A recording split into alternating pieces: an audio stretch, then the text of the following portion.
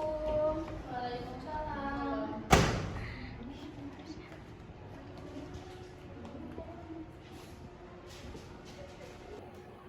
Assalamualaikum, selamat siang teman-teman. Waalaikumsalam. Selamat siang. Nah, alhamdulillah ya. Gimana kabar kalian hari ini? Alhamdulillah. Alhamdulillah kalau semuanya pada baik. Nah, sebelumnya kakak izin memperkenalkan diri dulu ya. Jadi, nama kakak itu Anissa dan kakak itu merupakan salah satu perwakilan dari Rumah Sakit Darta Yuda yang pada hari ini akan memberikan materi atau memberikan kalian sosialisasi terkait dengan panduan memberi P3K. Nah, kira-kira kalian udah pada siap belum untuk mendengarkan materi hari ini? Siap.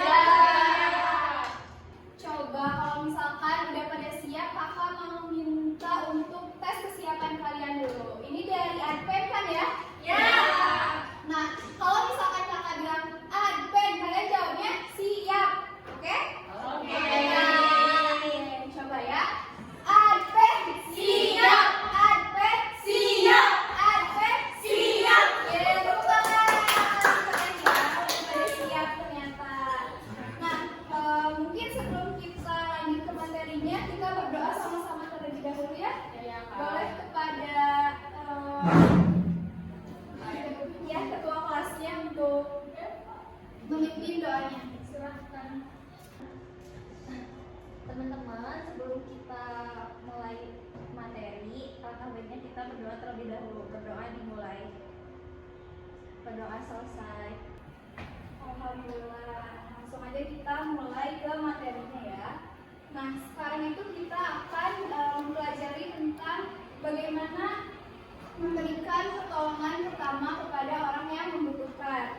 Nah, mengapa kita harus mempelajari ini? Yang pertama itu supaya kita tuh mengerti gitu, apa pertolongan pertama itu, lalu tujuannya pertolongan pertama itu untuk apa, dan juga kita bisa mengenal aksi dari pertolongan pertama dan juga tahu jenis-jenis pertolongan pertama itu apa saja.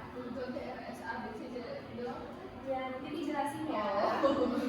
Oke, nih teman-teman, kira-kira ada yang tahu nggak? Atau sebelumnya mungkin waktu SMA-nya kalian pernah gabung eskul PMR gitu? Ada yang pernah? Aku. Oh, udah ada yang pernah ya berarti? Ya. Boleh coba? Siapa yang pernah lagi? Ini Sela. Boleh, Sela sama Najwa, kira-kira tahu nggak pertolongan pertama itu apa sih? Kayak cara menangani seseorang yang luka atau cedera. Nah, betul sekali. Sela boleh? Pertolongan waktu lagi kondisinya itu gawat darurat. Betul ya, teman-teman yang tadi dikatakan oleh Stella dan juga Najwa. Nah, kita akan bahas lebih dalam terkait dengan pertolongan pertama. Jadi apa itu pertolongan pertama? Pertolongan pertama itu merupakan langkah-langkah yang diambil untuk membantu seseorang pada menit-menit pertama kalian merasakan kesakitan atau ketika kalian cedera gitu. Terus juga kecelakaan atau penyakit ini tuh dapat menimpa siapa saja. Jadi kita tidak ada yang tahu kapan kita bisa sakit gitu, atau kayak tiba-tiba cedera kan bisa aja gitu ya. Jatuh juga. Iya betul, kita nggak ada yang tahu ya. Tapi Allah tahu.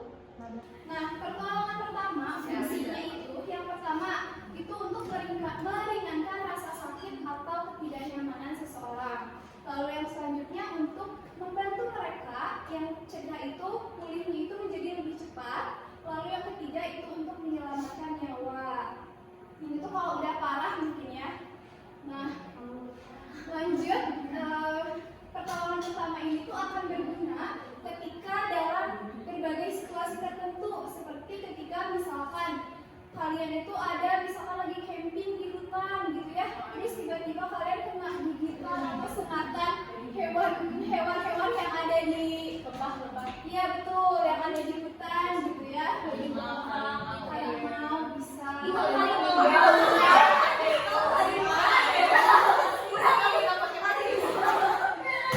Bisa kalau misalkan harimaunya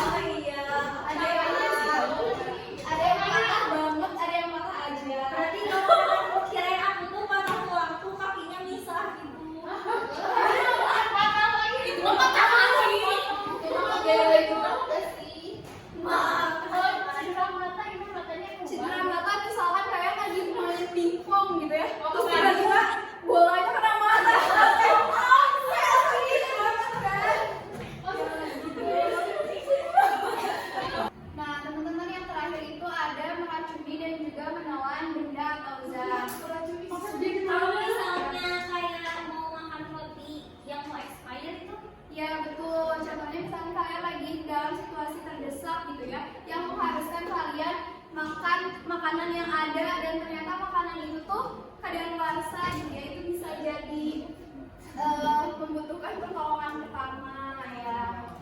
Oke Kak, nah kita lanjut. Jadi dapat diartikan bahwa pertolongan pertama ini merupakan suatu cara pemberian pertolongan segera kepada penderita sakit atau cedera atau juga bisa kecelakaan yang memerlukan penanganan medis dasar gitu. Terus juga siapa saja sih pelaku dari pertolongan pertama ini? Nah, penolong yang pertama kali tiba di tempat kejadian yang memiliki kemampuan dan terlatih dalam penanganan medis dasar. Nah, jadi sebenarnya pertolongan pertama itu tidak boleh dilakukan oleh sembarangan orang. Maka dari itu tuh kita sebagai orang awam gitu ya harus bisa gitu medis dasar supaya nanti kita bisa membantu orang-orang di sekitar kita yang membutuhkan pertolongan pertama. Nah, lalu untuk apa sih tujuannya? Yang pertama itu tadi sudah dijelaskan bahwa pertolongan pertama ini tuh bisa menyelamatkan jiwa penderitanya, terus juga mencegah cacat dan juga memberikan rasa nyaman dan menunjang proses penyembuhan. Nah, kita lanjut. Nah, di sini itu ada rencana aksi DSR ABCD. Nah, rencana aksi DSR ABCD ini tuh setiap huruf dari DSA ABCD ini tuh memiliki petunjuk tindakan yang harus diambil ketika pertolongan pertama itu diperlukan. Nah, coba kakak mau minta kalian buat bacain satu-satu ya. Dimulai dari Stella, boleh. Yang B itu artinya bahaya. Ya betul. Nah, bahaya itu jadi kita harus memastikan pasien dan semua orang di area tersebut itu aman. Jadi jangan menempatkan kita atau orang lain itu dalam risiko hilangkan bahaya atau pasien.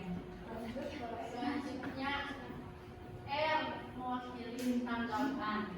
Nah, apa sih yang harus dilakukan? Nah, jadi carilah respon dari pasien. Tanyakan namanya dengan lantang atau lemas bahunya. Lanjut.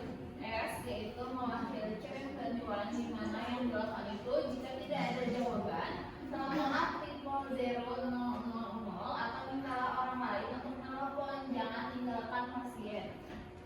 Dilanjut sama Windy, boleh? Yang selanjutnya ada A yang mewakili saluran darah. Periksa apakah mulut dan tenggorokan bersih. Jika ada benda asing, kirimkan pasien dan bersihkan jalan napasnya. Jika tidak ada benda asing, biarkan mereka pada posisi kita menemukannya. Jadikan kepala ke belakang secara perlahan dan angkat dagu untuk membersihkan jalan napas. Lalu yang selanjutnya ada B, pernapasan. Periksa apakah orang tersebut bernapas tidak normal atau tidak bernapas sama sekali skala 10 detik. Jika mereka bernapas dengan normal, tempatkan mereka pada posisi pemulihan dan tetaplah bersamanya. Jika mereka tidak bernapas dengan normal, hubungi ambulans dan mulai CPR. Selanjutnya ada CPR, mulai CPR yaitu kompresi dada diikuti dengan 2 napas. Lanjutkan CPR hingga pasien mulai bernafas atau hingga bantuan tiba. Nah, betul. Yang terakhir itu ada D atau defibrilasi. Nah, itu kita sesegera mungkin harus memasang defibrilator eksternal otomatis ke pasien. Itu ikuti petunjuk suara dan jangan tinggalkan pasien sendirian untuk mengambil defibrilatornya. Biarkan orang lain yang membawanya. Jadi kita harus membantu si pasiennya, jangan sampai pasien itu melakukan sendiri gitu ya. Baik, tepuk tangan buat kalian yang udah dari Nah, lanjut. Yang selanjutnya itu ada alat pelindung diri atau APD. Ya, betul. Nah, kita sebagai pelaku pertolongan pertama untuk seseorang akan dengan mudah terpapar dengan jasa training maupun cairan tubuh seseorang yang memungkinkan penolong dapat tertular oleh penyakit. Jadi ketika kita membantu seseorang kan kita nggak tahu ya dia penyakitnya itu apa, sakitnya itu apa. Bisa jadi penyakit yang dimiliki pasien itu tuh menular kepada kita pelindung diri kayak rabies. Betul ya, misalnya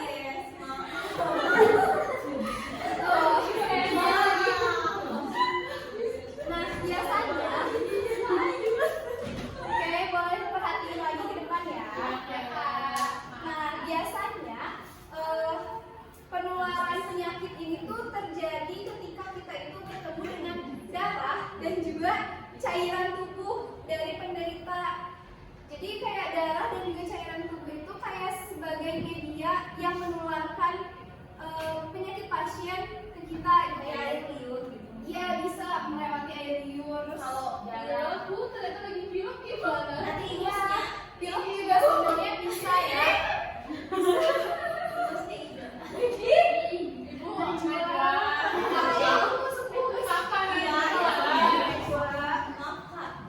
Nah, kalian tahu nggak penyakit apa yang bisa menular melewati darah dan juga cairan tubuh?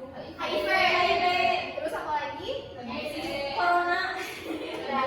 Betul ya, tadi disebutkan ada HIV, BCG, penyakit pernafasan. Kalau dulu aku tanya tentang Dasar anak alay. Nah, sekali lagi ya. Jadi tadi itu disebutkan benar kalau misalkan penyakit yang bisa menular melalui darah dan juga cairan itu ada hepatitis, TBC, HIV, dan juga lainnya. Nah, di samping itu kita membutuhkan alat pelindung diri itu untuk mencegah penolong mengalami luka ketika melakukan tugasnya. Nah, ini tuh ada beberapa APD. Coba kakak minta buat bacain lagi ya. Dimulai dari belakang deh, dari Asia. Boleh? Iya nih, yang pertama sarung tangan latex. Aku aja Bu. Boleh, Kak. Boleh. Yang pertama ada sarung tangan latex. Jangan menggunakan sarung tangan kain saja karena cairan dapat merembes bila akan melakukan tindakan lainnya. Bila akan melakukan tindakan lainnya yang memerlukan sarung tangan kerja, maka sebaiknya sarung tangan latex dipakai terlebih dahulu. Iya, lanjut. Yang karet Bu. Iya, betul yang karet itu. Yang kayak biru gitu ya. Iya, kita kan bisa gunain sarung tangan. Iya kan bisa sembarangan buat ngegunain sarung tangan. Misalnya kalian punya sarung tangan motor, sarung tangan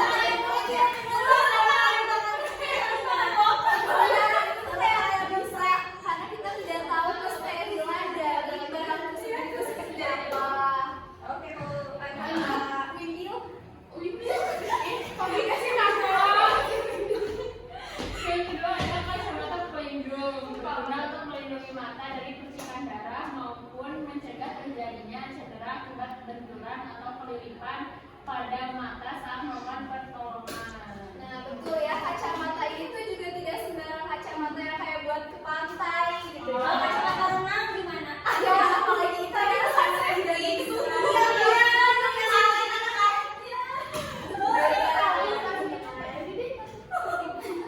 Jadi ada kacamata yang memang khusus untuk alat melindungi diri kalian. Oh, kayak itu ya Bu, kacamata las.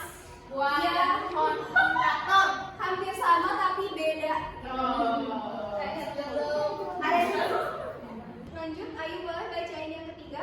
Baik, yang ketiga yaitu ada baju pelindung. Penggunanya kurang populer di Indonesia. Gunanya adalah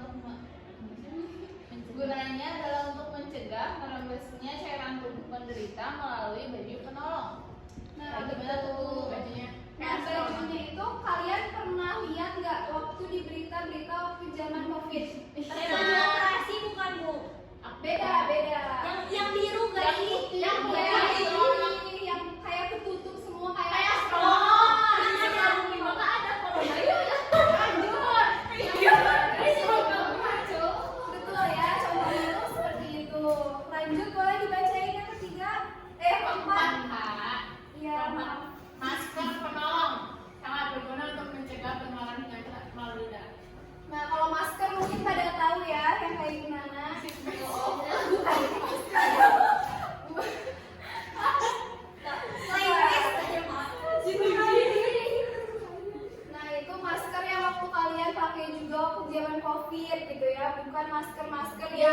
buat merawat diikuti. Kan emang aku udah wawancara ada dari dulu serius. boleh diperhatiin ya lagi teman-teman. Boleh soalnya Sela dibacain yang kelima. yang kelima ada masalah resusitasi diperlukan misalkan melakukan resusitasi jantung paru atau RJP. Ya boleh lanjut. Yang terakhir itu ada helm. Nah helm ini tuh bukan helm biasa, bukan helm logo atau helm kalian misalkan pakai sepeda atau apa. Oh, helm itu ya Bu, bangunan. Bukan. Helm orange, helm orange.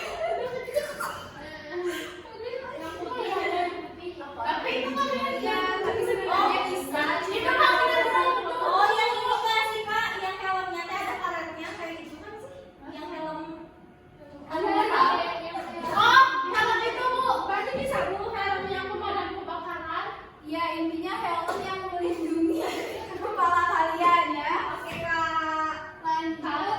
Nah di sini itu ada jenis-jenis dari pertolongan pertama dasar. Sebetulnya masih banyak, tapi kita ambil beberapa contoh aja ya. Di sini ada contoh ketika kita ingin melakukan pertolongan pertama dalam keseleo dan juga kram. Nah ada do dan don't ya. Apa sih? Ini dari sini dulu.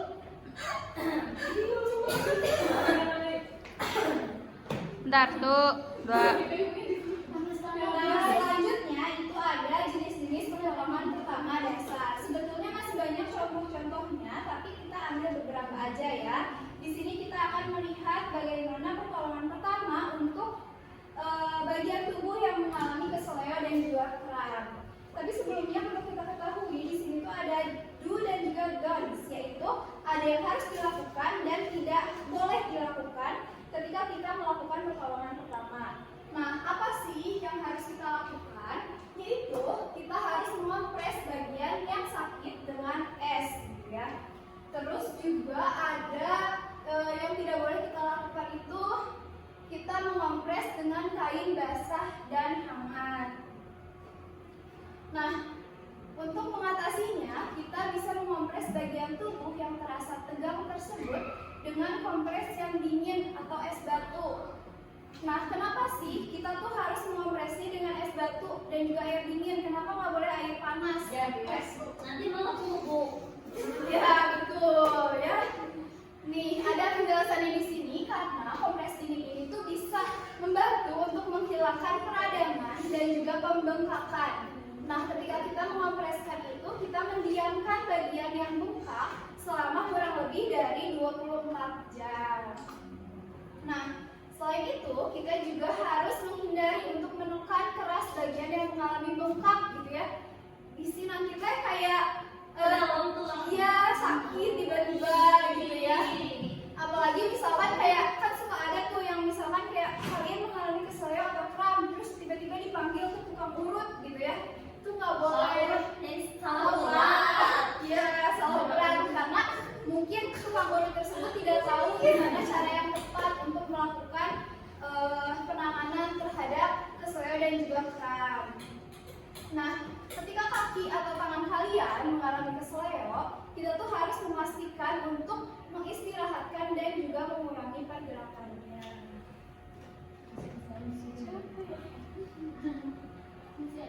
Lanjut ya.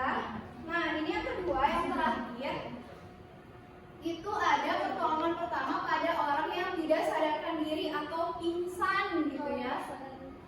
Nah, oh saya suka pingsan. Ibu dicolongin sama dia. Ih, berarti dia lalu udah tahu ya cara nanganin. Coba Sama nanganinnya. Oke, nanti nggak apa-apa kita praktek sama-sama ya.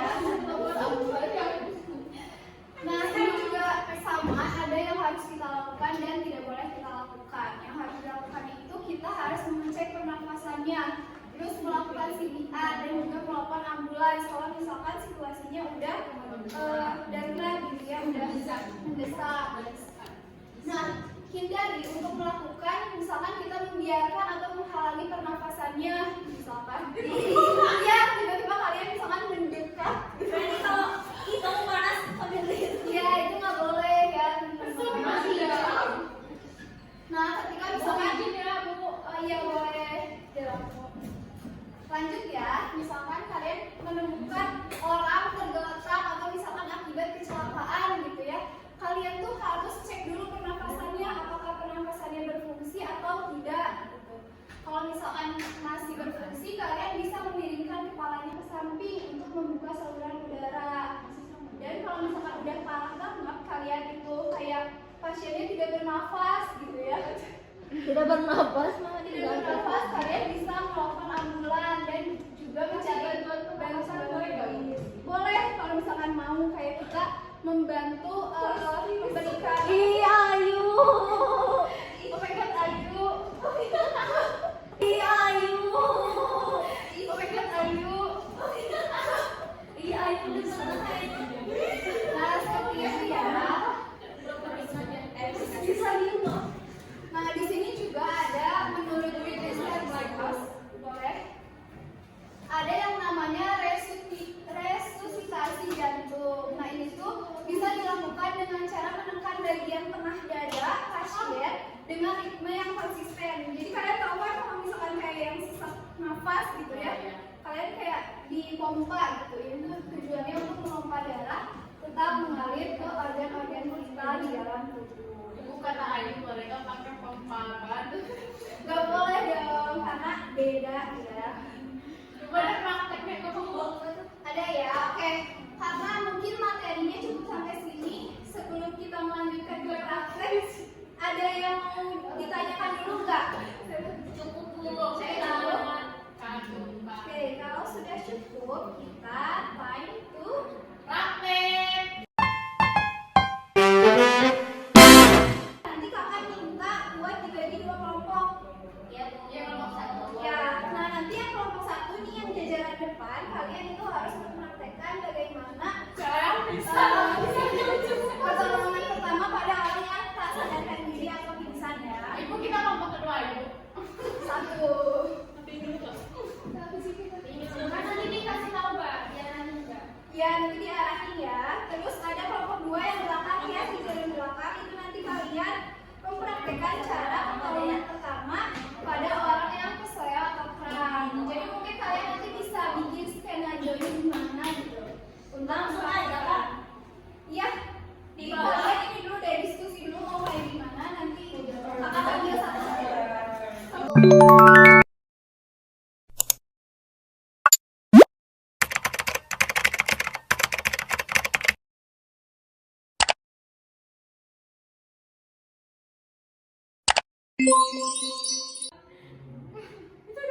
Ada orang pingsan. Cek dulu napasnya, cek dulu napasnya.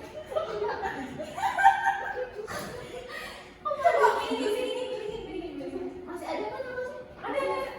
Banyak atau enggak? Oh, tanpa. Kita nggak juga pulang. Cepat. Halo Pak, di sini ada korban kecelakaan Pak. Dia nggak sadarkan diri Pak, pingsan. Oke.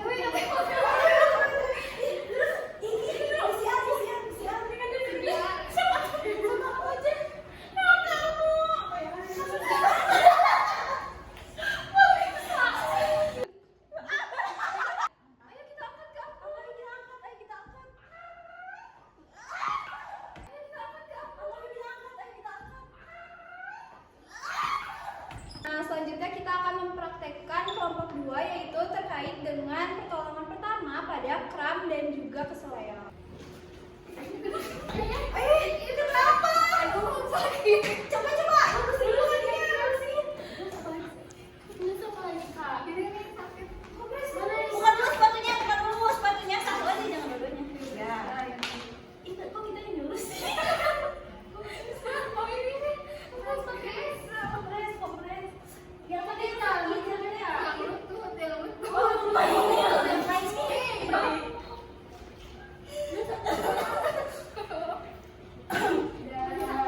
Ini harus panggil ambulans deh. Halo. 911. Itu emergency. Udah. Ya betul teman-teman.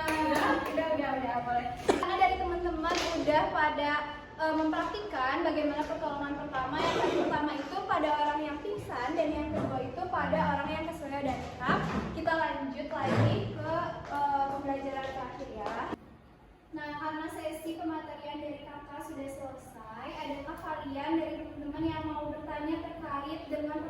pertama ini boleh ajukan tangannya. Aku Kak, boleh ada 2 orang dari Salah dulu. Oh, dari salah boleh. Dari mana yang alergi atau apa? Alergi ya. Sebenarnya kata apa ya Pak? Agnes anafilaksis. Oh, pengertian dari anafilaksis itu ya. Ya. Oke, boleh nanti ya dilanjut oleh Najwa dulu. Dalam situasi darurat di mana terdapat keterbatasan sumber daya, bagaimana kita akan memutuskan penggunaan sumber daya yang ada untuk memberikan pertolongan pertama? Baik, terima kasih ya Najwa dan Sela. Kakak mau jawab pertanyaan dari tadi Sela ya, anafilasis itu apa kan? Nah, anafilasis itu merupakan suatu alergi, yaitu alergi yang sangat parah sekali dan penyebarannya itu bisa berpotensi untuk mengancam nyawa. Dan reaksinya itu dapat terjadi dalam hitungan sebentar gitu, dalam hitungan detik sejak terpaparnya anafilasis ini. Gitu, Sela. Asik Kak. Saya lagi kacang. Emang ada luar kacang? Ada, Jim. Udah.